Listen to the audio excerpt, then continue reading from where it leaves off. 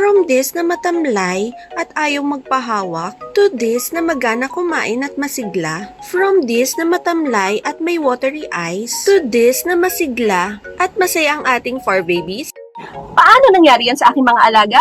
From matamlay to maganang kumain. From matamlay at watery eyes to masigla at masayahing fur babies. May i-recommend ako sa inyo na combo supplement na ginagamit ko para hindi na sila maging matamlay, hindi na sipunin, hindi na uubo, or hindi na naghihingal. So ito po iyon.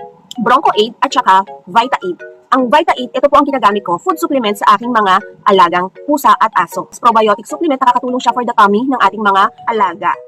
Natutulungan niya ang ating mga alaga when it comes to their digestion and syempre pampaganang kumain. Kaya malaking tulong ito para sa ating mga alaga na maboost ang kanilang immune system. Ito naman ang Bronco 8. Kapag naman nagkakaroon sila ng ubos, sipon, lagnat, watery eyes, ito naman ang aking binibigay. So in this case, kapag sila nito, nagiging relief ito sa kanila or napapabilis ang recovery nila from that respiratory infection. Kaya naman ay highly recommend this combo supplement, Vita 8 and Bronco 8 para sa ating mga fur babies.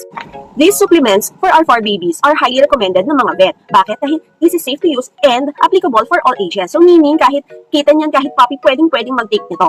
Kaya naman, talaga naman maganda ito para sa ating mga fur babies. Kung gusto nyo rin isubukan para gumana at lumusog ang inyong fur babies, check out nyo lang sa Yellow Basket.